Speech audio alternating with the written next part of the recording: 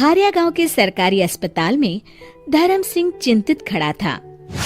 अम्मा, मुझे बेटा ही होगा ना? हाँ मेरे लाल, तुझे बेटा ही होगा, हमारे वंश का वारिस। मुबारक हो, आपको जुड़वा बच्चे हुए हैं। क्या? दो लड़के?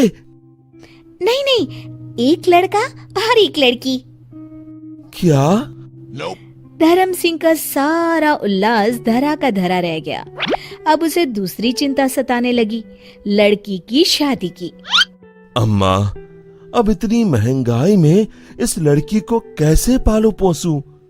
और इसकी शादी? बाप रे बाप। आपकी पत्नी आपको अंदर बुला रही है। कमरे के अंदर पद्मा के बगल में 2 बच्चे थे। देखिए जी, दोनों आप पर ही गए हैं। अब लड़का कौन सा है? ये रहा। धर्म सिंह ने अपने बेटे को उठाया और उसे चूमने लगा। कुछ देर बाद, ए जी, इसे भी देखिए ना, इसके नए नक्श कितने सुंदर हैं। हाँ हाँ, रहने दो। ये सुनकर बेचारी पद्मा का मुंह उतर गया। कुछ दिन बाद वे दोनों बच्चों को लेकर घर पहुंचे। धर्मा सिंह की मां ने सबकी नजर उतारी।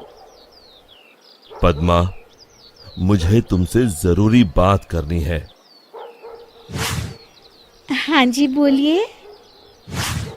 मैं इस लड़की को अपने एक मित्र को दे रहा हूं। अब से वही इसका पालन पोषण करेगा। लेकिन ये हमारी बेटी है।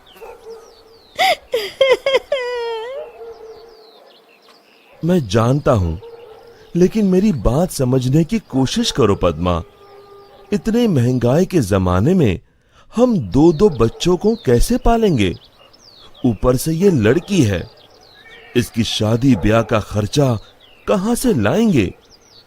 मेरा जो मित्र है, उसकी कोई संतान नहीं है। वो हमारी बेटी को बड़े लाड़ प्यार से पालेगा, हमसे भी बेहतर। आप जब इतने बड़े परिवार को पाल सकते हैं, तो क्या आप इस नन्ही की जान को नहीं पाल सकते? पद्मा, मेरी बात समझो। हमारी आर्थिक स्थिति बहुत खराब है, हम इसे नहीं पाल पाएंगे। लाओ, इसे मुझे दे दो। पद्मा अपनी बेटी को पकड़कर रोती रही और फिर धर्म सिंह के ज्यादा जिद पर उसने रोते हुए अपनी बेटी को धर्म सिंह के हवाले कर दी। धर्म सिंह ने अपनी बेटी अपने दोस्त की पत्नी को दे दी, जो बच्ची को पाकर फूले ना समाई। यह धर्म सिंह अपने बेटे को लाड़ करने लगा। धर्म सिंह अपने बेटे को चलना सिखा रहा था।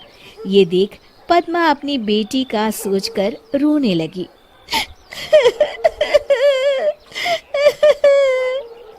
जैसे जैसे धर्म और पद्मा का बेटा बड़ा होता गया, वैसे वैसे उसके लाड़ भी बढ़ते गए।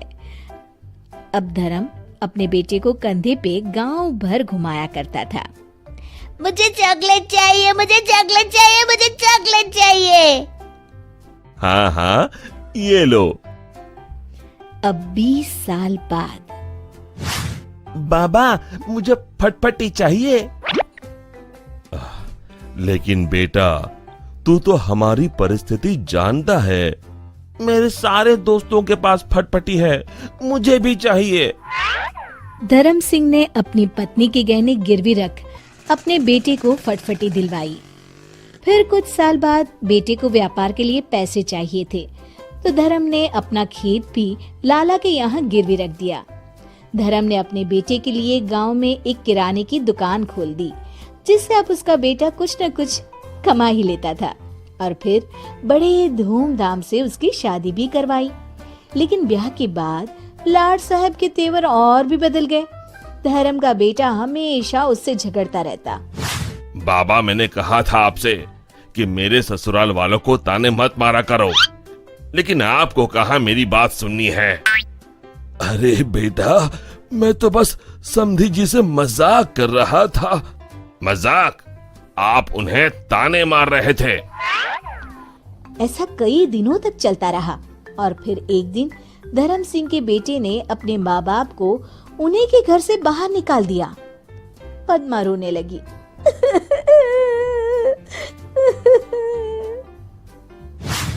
अरे बेटा, ये तू क्या कर रहा है? मैंने सोचा था तू मेरे बुढ़ापे का सहारा बनेगा।